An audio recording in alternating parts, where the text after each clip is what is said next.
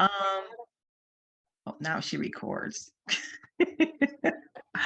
um, so in 2022, so I'm most proud of, we did a Defend Black Voter campaign.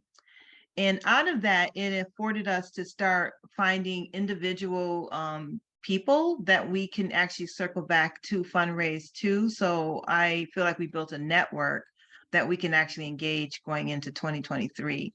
I do need a plan. We don't, we do grant dollars, we did have an event at the last minute. It was our 25th anniversary, but we don't have a consistent sustainers program. And I would like to get people, individual members to appreciate the work and actually give small amounts, every month as sustainers. I feel like that's an investment. We only have a handful right now. So I would like to build out a sustainers program.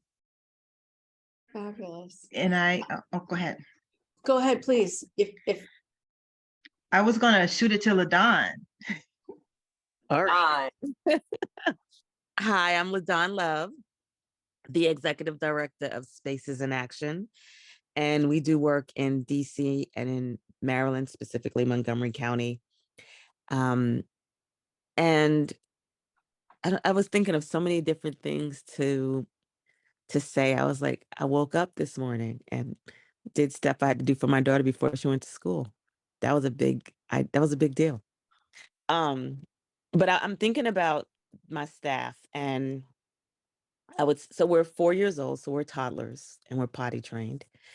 And we, and one of the things I've been working to do is build out the staff, and wanting to invest in the staff and their development, thereby in being a model for how the staff should work with our leaders and members to develop them. And we have full-time organizers and some part-time organizers. And a lot of the things that I do with them, I'm now seeing them do with our members and leaders. And it just makes me so happy. Even the always stopping to evaluate after a meeting with our Like, Wish, Wonder, really taking the time to listen to people and ask more questions.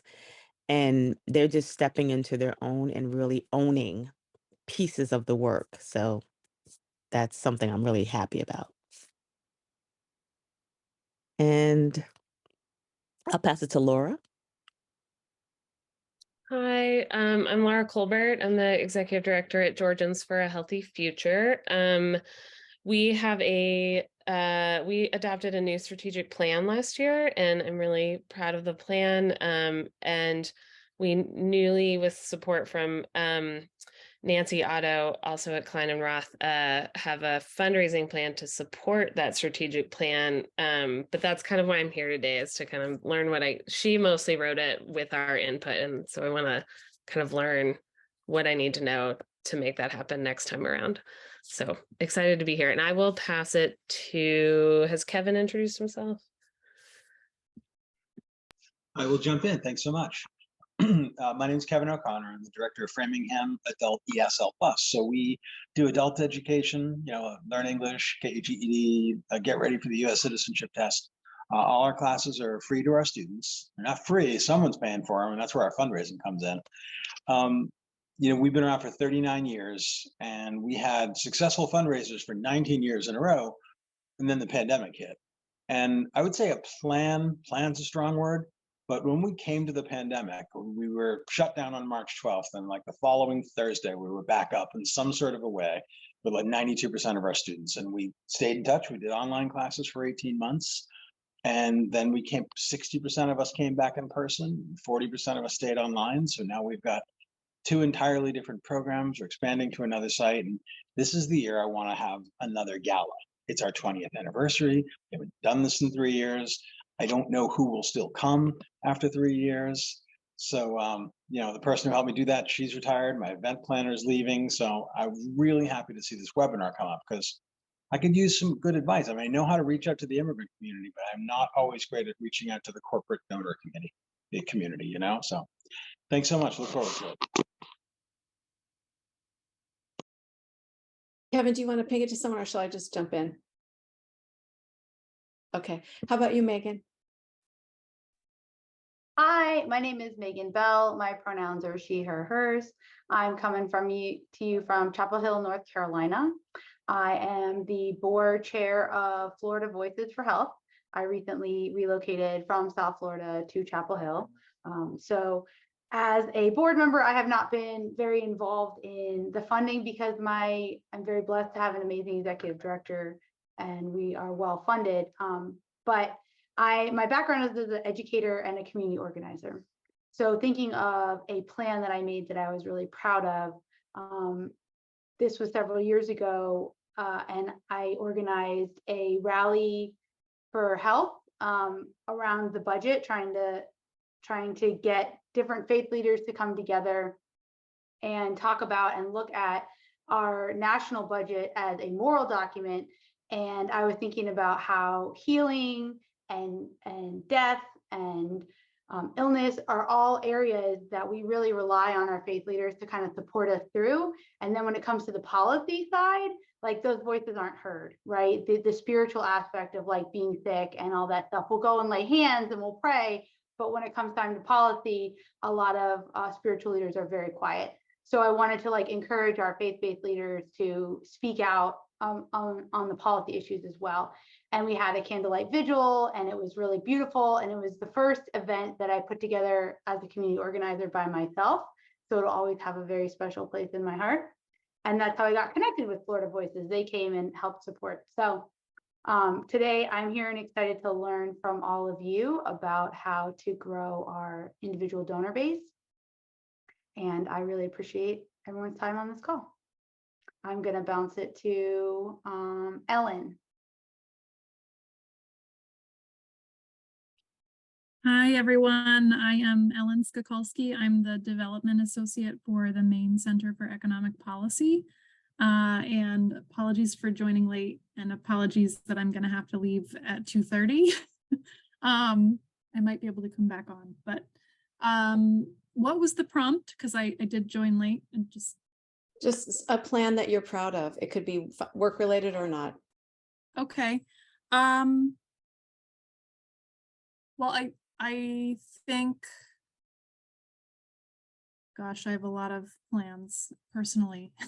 But I'm going to say I'm excited and energized by the current year's development plan that is coming together. We have a really awesome, close collaboration with our communications team. The communications director is part of the development team.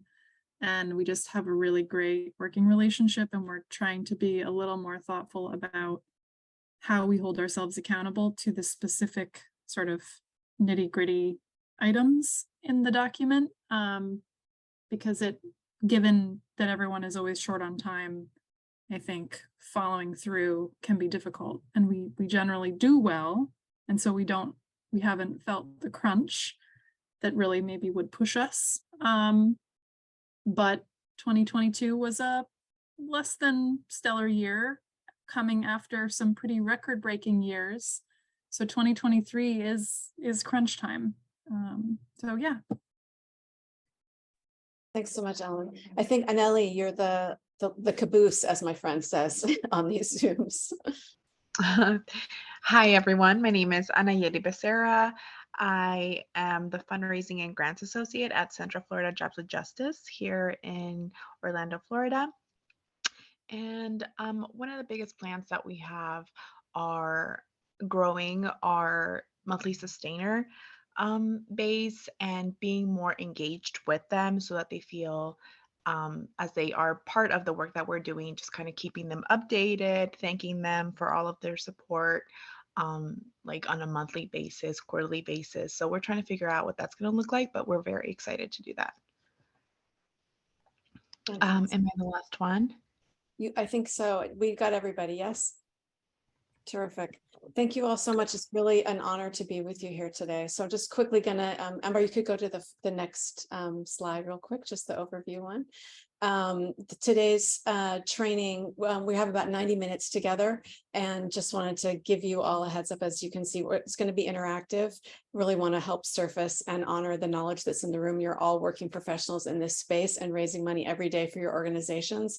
And really the point of these trainings is to strengthen our shared practice and uplift best practices together. So really want to strengthen everyone's knowledge, confidence, and a sense of community together. And we'll have an opportunity to do a little bit of practice, troubleshoot some things, and have some conversation. And I also did want to just mention that all the materials on the recording will be shared at the end, including some links to documents and goodies you can work with when you get back to the rest of your work days. So you can take notes as you need, but all these things will come to you afterwards. Next up, Avery, do you want to just pop in that quick little poll, and we could all look at each other while that's happening, if you like. And I'm curious, did everyone get a chance to populate in there? We don't want to take up too much time. Just wanted to get a sense of in the room how many folks actually have a current fundraising plan, and whether, if you have a plan, if it tends to include the same things year after year. And as well, what kind of reporting on your fundraising activities you might do. So we're going to jump in to a little bit of an interactive activity together. Are you ready? Are you ready for me to launch it to see the Yeah, results? please. Thank you. Great to see. So a lot of it looks like a lot of folks have a plan. It's not surprisingly, often it includes a lot of the same things every year. And it's really great to see that folks are doing fundraising reporting. That is really terrific to hear. I think that's a place that many organizations don't get around to. They're just running from one thing to the next, right? And worried always about where the next level of income is going to come from. Ambar, if you want to jump to the next slide. I'm sorry, can I ask a question about the fundraising reporting? Like, what are the ways in which organizations do that? Because we put in the annual report, but are there other ways that you're thinking about reporting, or are you going to talk about that later? Yeah, it's a great question, Pansel. We'll talk about it a little bit later, but I'll just quickly say that there are lots of different modes in which organizations do that reporting. Sometimes you're thinking about also what your audiences are, sometimes external and sometimes internal. And I think the place often where many organizations don't really dive in as deeply is on the internal side. They're more worried about what do you need to report out to stakeholders or to funders, trying to give folks a sense of where their dollars have landed, which is really a report more on activities and your impact, as opposed to an analysis about how your fundraising is going, right? And as part of robust and sustainable kind of long-term and more strategic fundraising planning, it's always advisable to do a little internal review of what benchmarks you set and where you hit that are not specific to the program impacts, right? But to the and some funders will tell you, we want this, answer this. You know, here's how we're evaluating things. You can be guided by the funders for the external. Yeah, exactly. So we wanted to jump in also with a quick activity about why we plan in the first place. Avery, if you want to bring up that whiteboard, going to give everybody just a couple minutes to share your insights about why you do planning and who's in the mix and what gets in the way of it. What are the biggest challenges? Interested to hear from everybody, you know, why you plan, what are the big challenges, and who you bring into this conversation of planning. So I'm just curious, as people are taking a look at what folks are popping in here, is there anything that is like really surprising to someone that you hadn't considered, or your it really stands out at you? It's challenging for me to read the why plan, because once someone types in it, it becomes like gray with a gray box with the gray words. Is there any way we could change the background color? I can change the background color, not a problem. Thank you.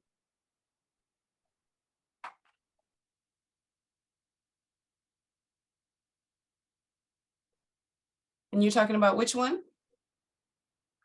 The why plan one? Under the why plan, and then also under the who is Who is involved?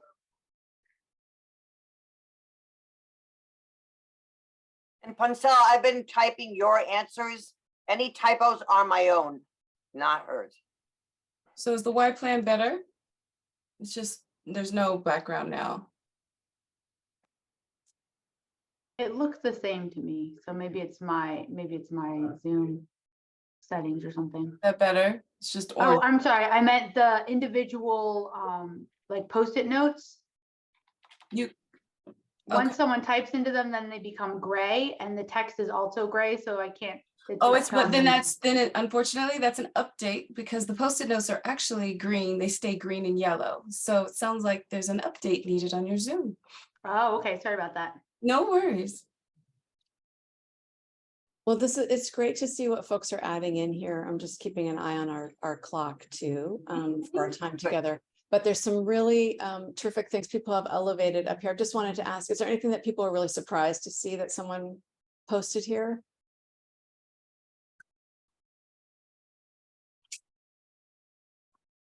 I was trying to figure out how to ditto on some of these because I wanted to ditto. I Yeah. see somebody put check marks, but I wanted to. Yeah, that was my version of ditto. Good, that's good. Yeah. Well, I'll just say it's you have all identified many of the obstacles that get in the way, and some of the really key pieces about why we plan. I guess I'll just elevate a few things in particular, right? Obviously, planning, and we know this from all of our work, is really crucial to getting the outcomes we want to get to. And to really maximizing and aligning our resources. And I think that's a place where, and particularly with fundraising, matching up aspirations of financial targets with capacity and what the activities that we are going to engage with can often get really complicated inside organizations.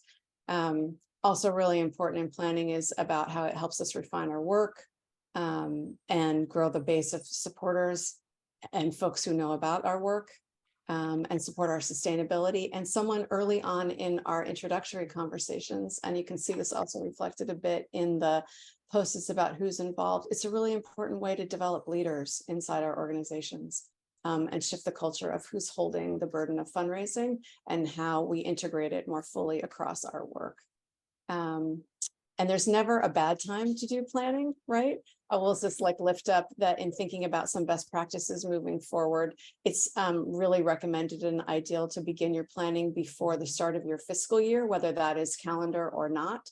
But the start of a new calendar year is also just a great time to be digging into these questions because if you may be running into funders who are tied more on a calendar cycle than yours.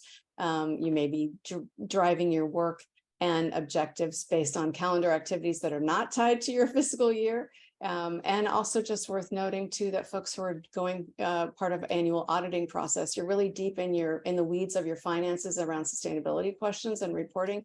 And it's a great time to look at how you're all digging into that. I did want to just elevate, so appreciating the candor of whoever put here about something that gets in the way, our foundation contacts. I really appreciate that you feel safe in this space to say that stuff out loud. And it is definitely can be true that some of our supporters and funders and the hoops we have to jump through or the ways in which we are navigating relationships can often prove complicated in terms of carving out the time for planning. Anything else folks just want to reflect on about like the purpose of planning or like why we should be doing it and who should be in the mix of doing it?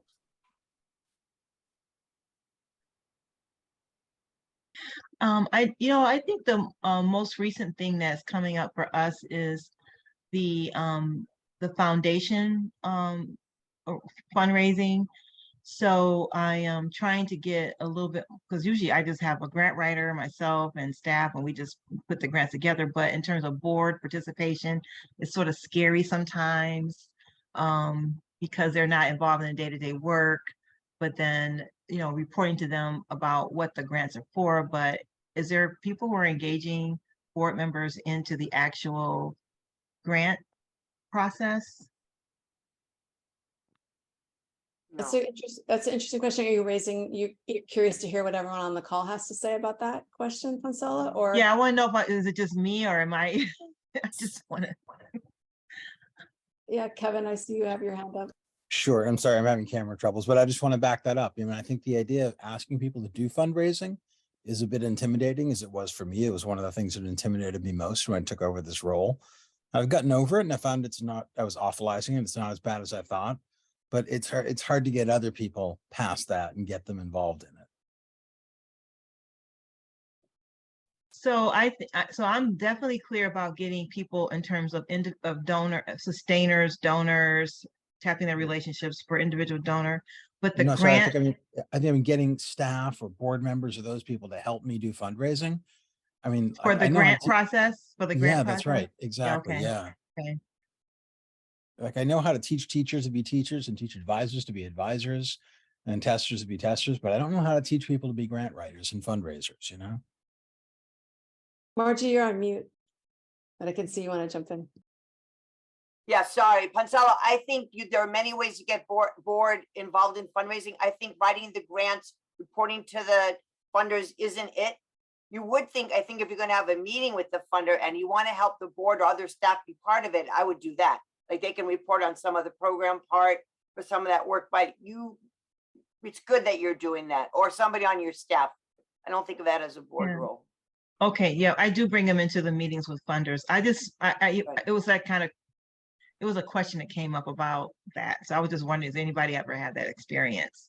Yeah, I would echo Margie, and I would say, I think particularly for organizations in a startup phase and an early place, or organizations that are transitioning from full volunteer leadership into a professional staff environment, that's often when you see board members getting in the mix with the actual, both managing foundation contacts and actually doing grant writing. But hopefully as your organization is scaling up, that's turned over to professional team, and you're, as Margie mentioned, and others, deploying your leaders in the relationship building aspect, and then as ambassadors and helping to uplift the impact of your mission and your programmatic work, but less in the nitty gritty on, on the back end. So I hope this is a helpful place to begin.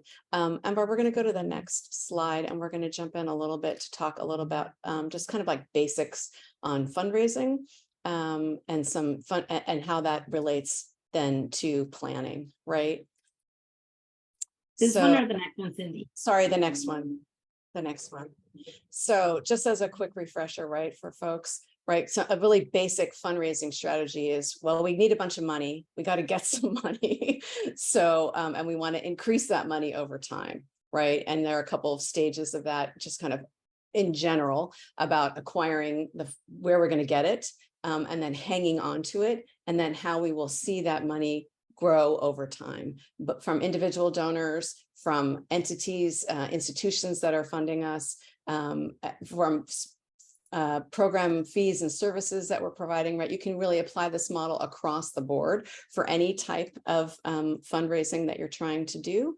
But that's at the very core of it, right? But I think important to elevate here also that undergirding a kind of big picture strategy around fundraising is that we're trying to move money and donors over time from what is a little bit impulsive or happenstance to something that is habitual, and then actually intentional and planned and deeply thoughtful, right, about their investment in the organization. And we all know that if we don't ask, we're not going to get any money, right? Just a key reminder to that. And that we have to have a big enough catchment of people that we're asking, because not every door we knock on, just like everything we do in organizing and all our program work, not everyone's going to come along for the ride. So really important always to keep in mind that we need a wider net of contacts and possibilities and prospects that are actually going to transition to actually become donors. If you can jump to the next slide too, this slide is just giving a quick overview of the types, the way in which fundraising takes place, right? And then here's some examples about the kinds of activities that fit under that catchment. And we'd love to give everybody a little bit of time to do some work together about sharing in some examples of what you're doing in your organizations, both to acquire, retain, and upgrade donors, right? And how that fits into your overall thinking about where your funding is coming from. So, Avery, can you pop in the next whiteboard? And I guess as Avery's populating that in, I will also just uplift that diversified streams of funding, right, are so important for us for many different reasons, not just because not everyone that we ask will become an actual donor, but also we know that sometimes funders shift their priorities, or their giving scope adjusts over time, that assets rise and fall, right? We see that places that have a lot of money, depending on where they're invested, that can shift over time to circumstances that are beyond everyone's individual control. So it's really important not to put all our eggs in one particular basket. And also just reminding folks too about that the depth of relationships that are engaged, meaningful, respectful, and relative to the entity are so important. So just wanted to give everybody a few minutes to populate in here ways in which your organization is currently or beginning to think about how you can acquire donors, how you retain them, and how you upgrade them, and just give you a few minutes to jump in there. I placed red stars on the side for those who wanted to say ditto. Thanks, Avery. Mhm. So I'm just wondering, is there anything that's really that's striking folks here, or that you've noticed that your organization's not yet doing? I guess I'm curious. This is something we are individual donors, and growing our base of individual donors is one of our focuses over the next several years. And I'm curious, when people say they do like a newsletter or like donor communications, like are those ones that are specific to your donors, or is that like included? Because we do like a monthly newsletter, and then like, you know, other emails between that come from our organization. We're checking through this now to make sure all of our donors are on those lists, but are you segmenting them for extra communications? I guess that's, I don't know if we're not doing something that maybe people have in their minds here. It's a really great question, Laura. And that piece about segmentation of your donors and of your list is a really key one. I'd be curious to hear where folks are in this work in your organizations.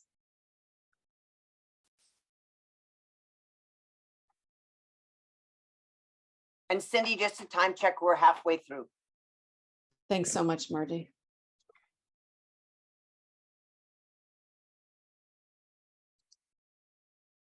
Anyone feel like your organization is doing a particularly great job of communicating in different ways to different types of donors? I would say a word about social media. We've found that the different types of social media are good for different audiences. When we want to reach our clients, our students, Facebook, although these days it's more Instagram, is a different audience. Whereas Twitter, we find our superintendents and our funders are on Twitter. And LinkedIn is where I'm trying to find my corporate donors. So I mean, there's a form of segmentation really built into the different platforms. As far as like our newsletter, I really just sort of use that as our brag sheet to everyone who's not already part of the program. It would be nice to do different ones for different targets, I will say. Thanks, Kevin. Anybody else feel like the way you're leaning into to have different kinds of communication or segmentation of approach to different donors that you'd like to share? We had a conversation with a particular, with donors, never mind, that's a funder, never mind. Although they manage donors, but so they asked us to share on a weekly basis updates of things we were doing that they can share to the donors they're organizing. So that was never asked of us before. So we made an intentional effort to make sure every other week that they were updated on our work. So we've done that. It's great to see how engaged everyone is with your funding base. It seems like, at least from where people are populating in here, most of the activity at present in your work is focused on acquisition of donors, and that the biggest challenge, right, is the upgrade. And that's not totally surprising. It can take more work, more intentional and targeted work to strengthen relationships such that you can see donors giving increase over time. I think that's a good segue for us to look at the next slide, just to kind of do a quick overview of screen share for the slide about the fundraising plan. Yeah. So coming back to it, thank you so much. So as someone asked early on in our conversation, like, what are we doing the planning? Are all the pieces in the mix? What are we supposed to be doing in the first place, right? What does a fundraising plan look like? And so we just wanted to uplift here a couple of really core components, right? And amplify that a fundraising plan itself is more than just looking at your calendar and saying, we're going to do this on this day and that on that day and this on the other day, right? And I think a lot of organizations can kind of fall into that habitually. Particularly, you have deadlines that are driven by funders. You got to submit a grant on X day, or that their funding cycle is on Y day, or you plan that you're always having your annual event during the spring or whatnot. But oftentimes, what we get into the habit of doing is not thinking about why we're doing it and where we're trying to head, right? And what the strategies are that we're deploying, and whether our capacity is best aligned to get where we want to go. So to really craft a fundraising plan that will help your organization move in the direction that you want to head, it's really important to include the following pieces, right? First, you want to identify the money goals that are in the mix. You want to make sure there are strategic goals that are clarified, and those might be specific to the organization itself, or to the donors, specific cohorts of donors, or particular donors, or donors generally, and also to the process and mechanics of how you're doing the fundraising. You want to make sure you have a really clear action plan and a clear plan of when things are taking place in the cycle on calendar. And most importantly, who is holding all that work? What's the division of labor? And how does that align together? And that your plan itself should be one that's actionable, keeping all of those pieces in mind.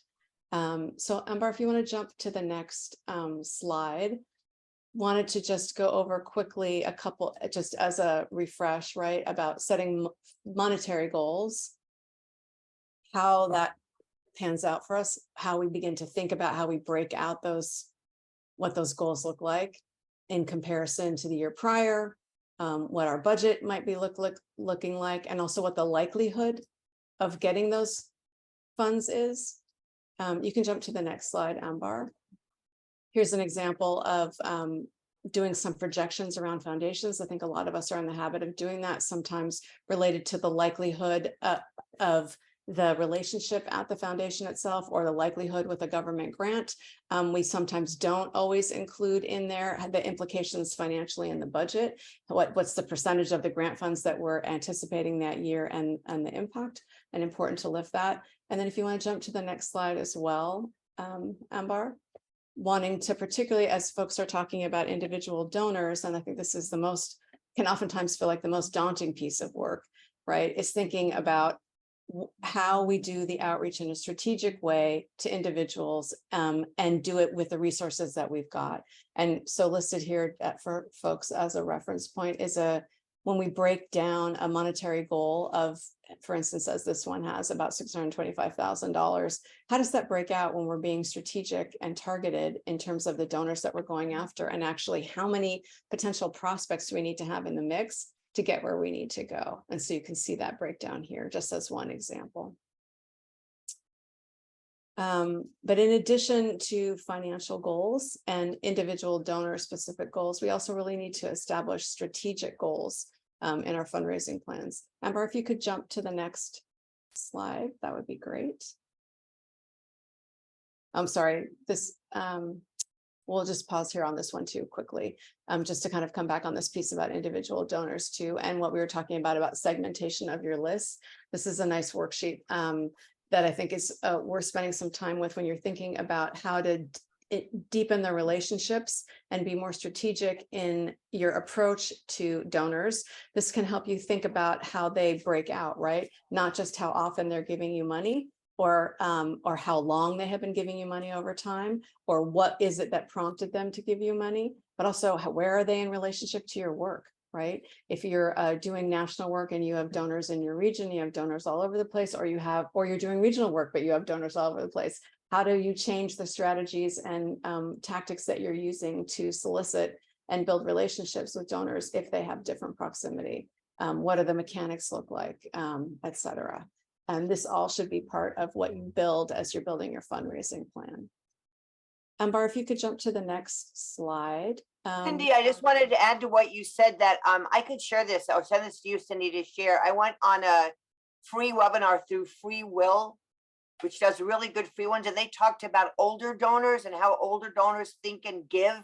It was really good and different than how young people do, how they look at a group, what kind of homework they do, the amount of money they're normally going to give. And it was a really great other way to look at your donors by age group. So I could share that. And I highly recommend going on that series, Free Will by Patrick Schmidt.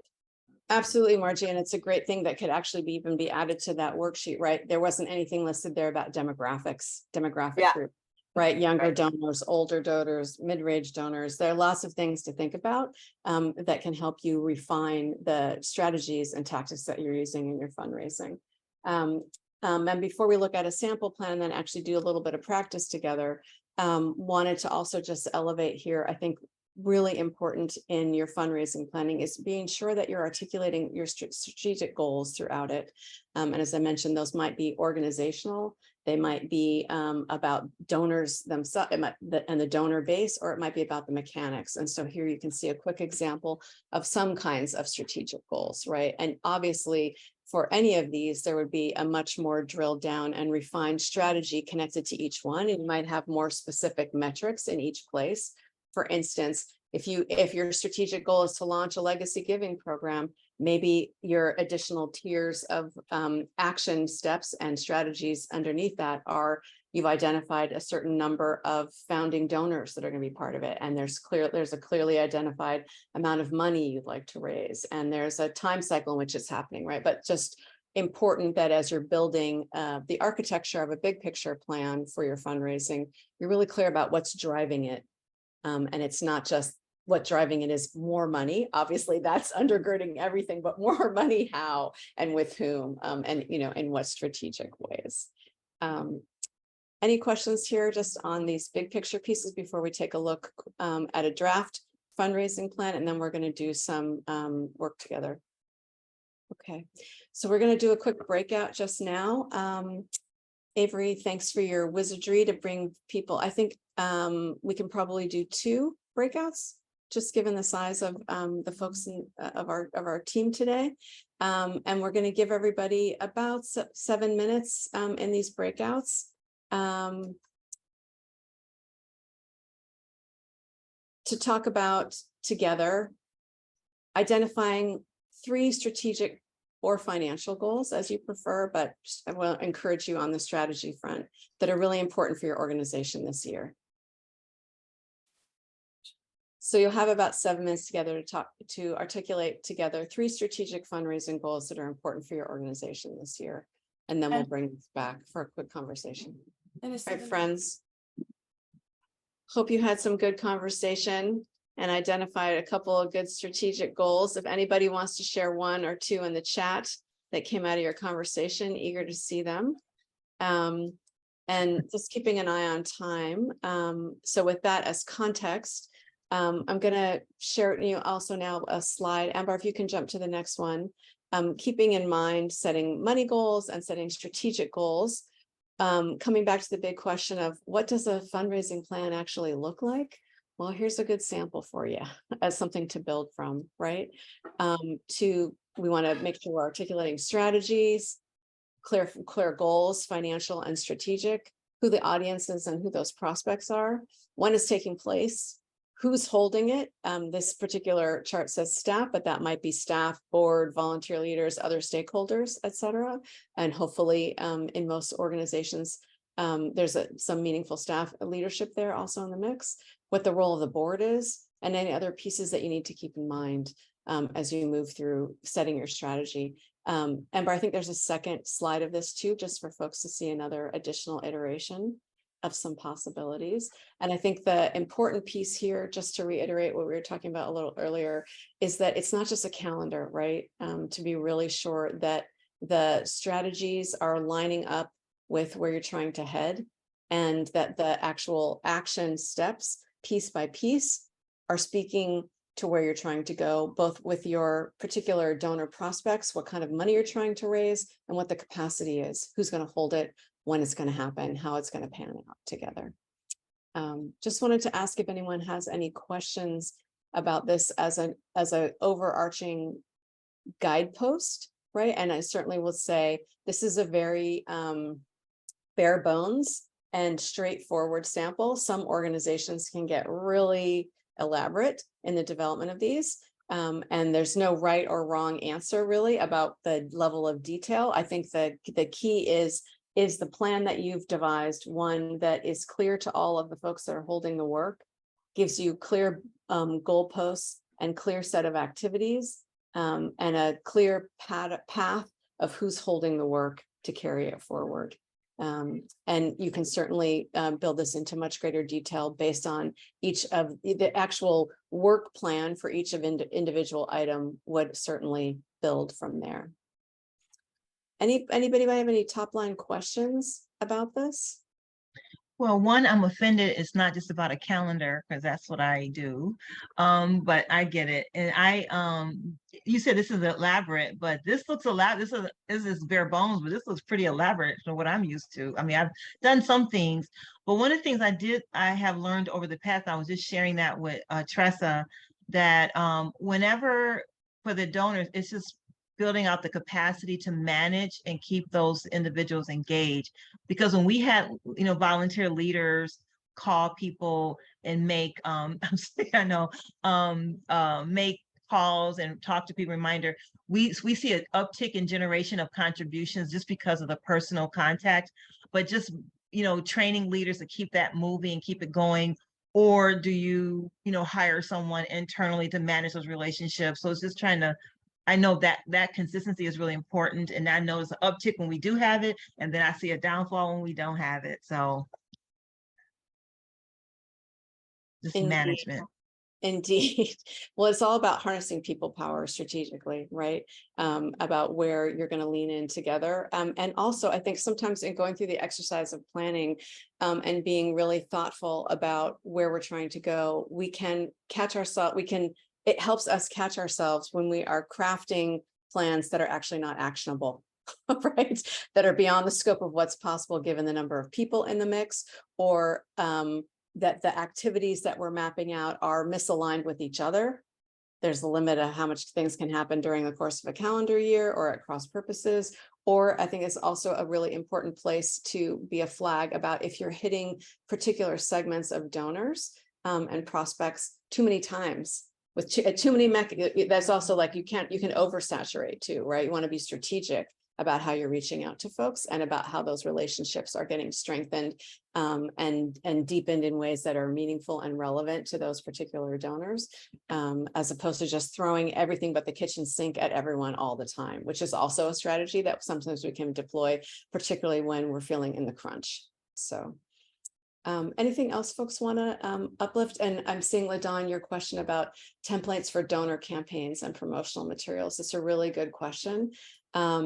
We could certainly share some additional resources about individual donors and strategies around individual donors. And I'd be interested to hear also just of knowledge in the room, if anybody has materials that they feel that they'd be happy to pass along. We'd be happy to curate that and get it back to everybody too.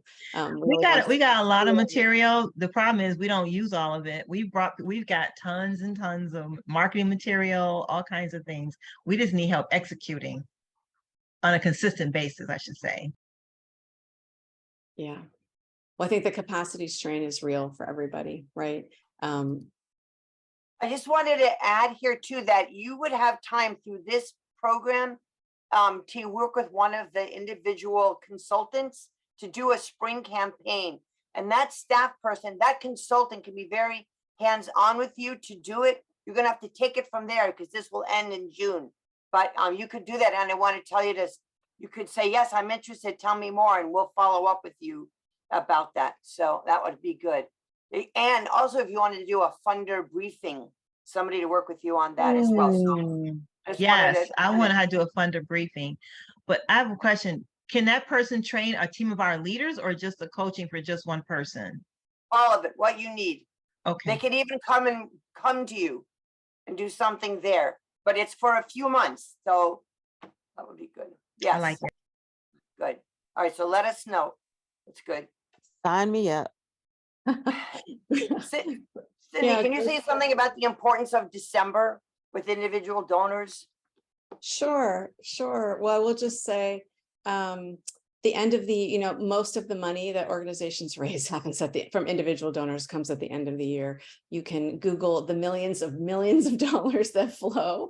And we've all ourselves been inundated with millions of requests from organizations that we care about and love, which is not to say that that stuff doesn't work, because it does. That's why everybody does it, right?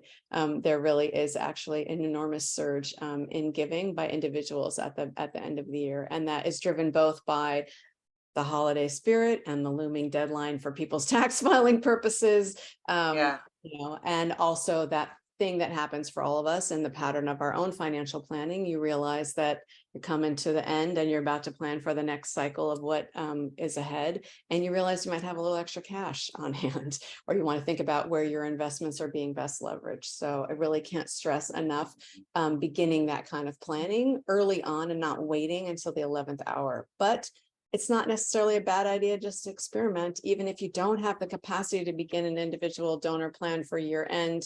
If you don't have the capacity to do it in August, experimentation, doing something is often better than doing nothing, right? I think sometimes, particularly in this era of concern around list building and oversaturation with social media and email platforms, I've definitely seen with some organization I work with, a kind of growing hesitancy to even try new things because people's fear around list attrition or such. But I just want to reiterate that if we don't ask people for money, it's not usually going to fall from the sky. Mackenzie Scott and a few other wonderful people or bequests that come out of nowhere, notwithstanding, if you don't knock on doors, we know what happens in elections. And if you don't ask for money, we know what will happen to our piggy banks. Right. So I want to encourage you to do that. We're going to have a few minutes to practice playing around with this fundraising plan. And so Avery's going to put people back in breakouts for just about 5 minutes, I think, just kind of being mindful about the time, because I want to make sure we wrap up at the half-hour mark. And I'm going to put in the Zoom chat just now a sample that you can actually populate if you'd like as you're in your breakouts. So we'll give you about 5 minutes there and see what you can come up with. This might be a good starting place for when you get back to your activities later today and next week. That should give everybody editing access to that document. The samples on one tab, and one you can populate on the other. Yeah. Hi, friends. How'd it go? How'd it go when you have the actual form there you have to fill out? Mailed, or did it show a different way? I didn't see the form. It was in the chat, but you guys made it work. I'm not sure if you saw it, but it was in the chat. But you made it work. Will it be emailed to us? Yes, we're going to send all the materials from today, including the slide deck, so not to worry. And there'll be links to goodies that you can adjust on your own. So Yeah.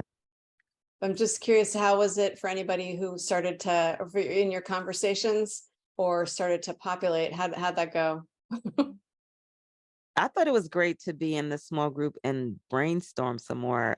We didn't start filling it out, but it made us, it gave us a space to, a place to start a conversation that I thought that was really good. Mm-hmm. So glad. And I definitely think it's a useful tool. Sorry, Teresa. Go ahead. No, I'm just saying, I think it's a great tool. Sorry, Linda. I did it again. I'm sorry too.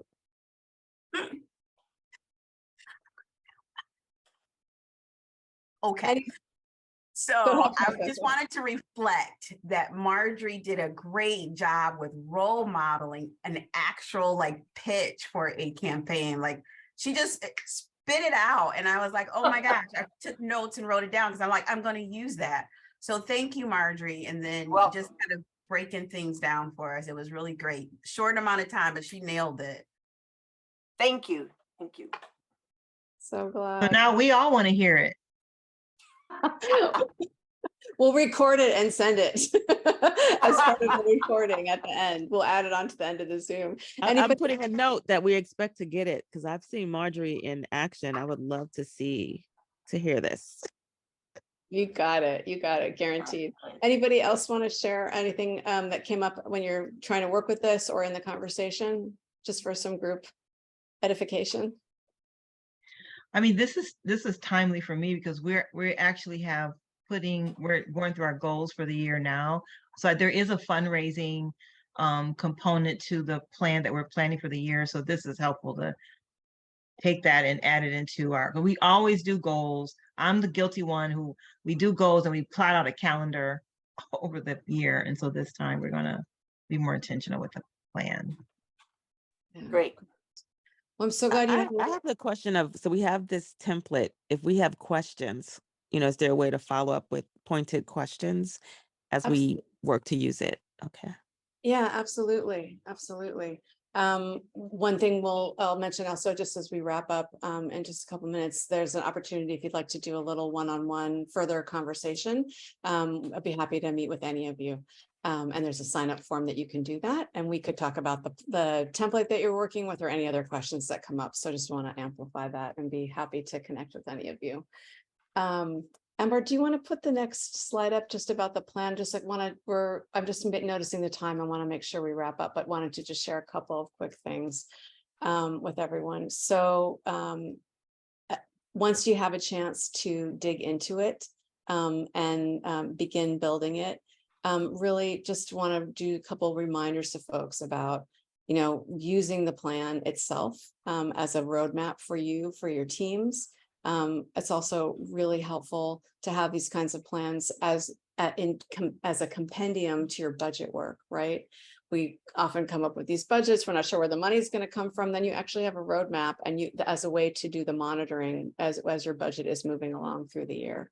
It's also a really important tool for assessing what's working and what's not, and what needs to pivot as a result of that, so that you can refine and work smarter. So just really want to encourage you to do all of that. So just with the last few minutes together, just wanted to ask if there are any additional questions folks have, or on any of the topics that we've talked about today, or anything else that's been coming up about it in our conversation. Just leave a few minutes for questions. While you all are thinking, Cindy, I wanted to take this moment to thank you so much for this very clear, thoughtful, wonderful presentation. And why do I say this on behalf of all of you? You could say it yourself. Is because in the small breakouts, people were saying, oh, I never saw a great plan like that, or these things that were out there. And you're seeing all the hearts on here. So thank you, thank you, thank you.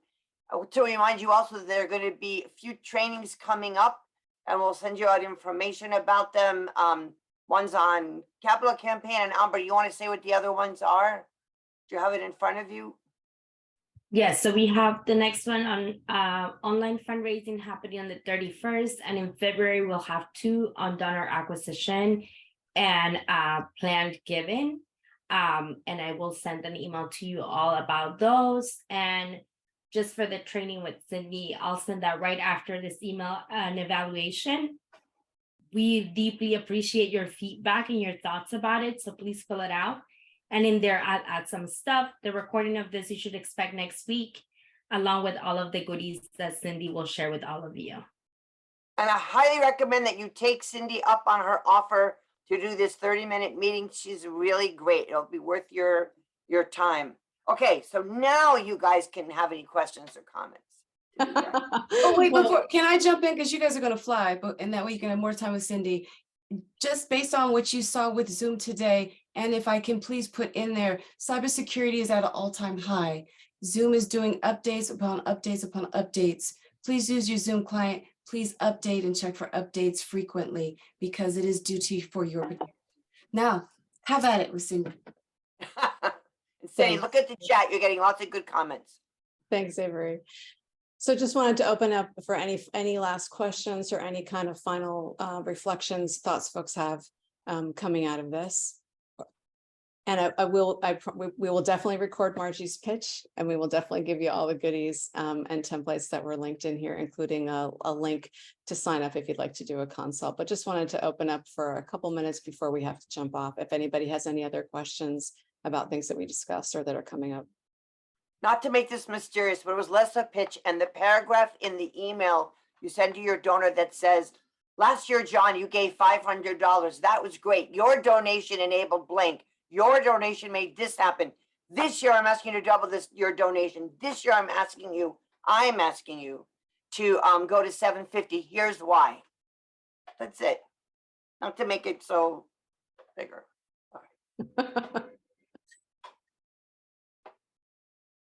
And now it's part of the recording.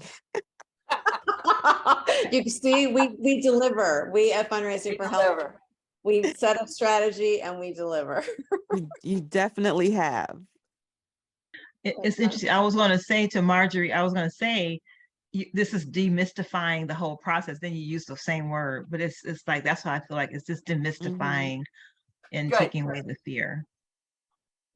That's good. So glad to hear that, Pansel. And that's exactly why we wanted to share templates and talk real talk about when we talk about fundraising planning, what do we actually mean, and break it down in ways that it feels simple and manageable and that are really undergirding it all. How can we be strategic, keep in mind capacity, and maximize the resources that we do have to get the resources that we need, right? And not just get into that, well, let's just do what we did last year, but somehow we'll add more zeros on the end of it. But we haven't actually figured out how we're going to refine and be more targeted with the prospects that we've got and the prospects that we need to begin acquiring and seeking out new creative strategies to do that. All right, friends. Yeah. So do you feel more ready to take on planning? You could do a hands up in this and if you're still stuck with, I don't know what I can do first. What's your question? All right, Tressa, what's the question? No question. I was just applauding. And again, here's a comment is right. We are so protective of our time. This was so worth my time. And I thank you for that. Like this was a great investment of my time. And I'm taking away something that I can do like right now. Like I could send out that email and ask for some more money because I know what to say. Thank you, thank you, thank you. So glad. Yes. So glad. That's so great. That's good. Good. Pansella, what do you think? I'm going to make sure I don't throw in the whole kitchen sink in this process. I'm going to try to really think through the component. I have a tendency to just like everything, but this time I'm going to really focus on one thing for this year. For fun, we got the foundation, but just the process of actually cultivating a list of donors and start figuring out how we shape those relationships. Yeah, sounds good. Great. Anna Lely or LaDon, anything you want to add? This is great. I'm still, internally inside my brain, I'm just processing the new information and also rethinking some of the processes that I've had, and just happy that I'm a super fan of Marjorie. I love you too. We work together at Community Change, Center for Community Change, and now Community Change. All right. All right, friends. Well, we want to be really respectful of everyone's time. All the goodies will come to you by email, some immediately and some next week. So please stay tuned, but we will not forget you. And Ambar will also be following up with all of the amazing trainings that she mentioned that are still part the evaluation. Please fill out the evaluation. Okay. And let us know if you want to get a consultant and you want to do a foundation briefing. And Cindy, can we just do one more? Love for Cindy. She did such a good job. Really. Oh, yes. Thank you so much, Avery. Cindy. Thank you, Ambar. Yay. Thank you, everybody. Thank you. Bye. Great to be with you all today. Thank you so much for your time. Okay. Bye-bye.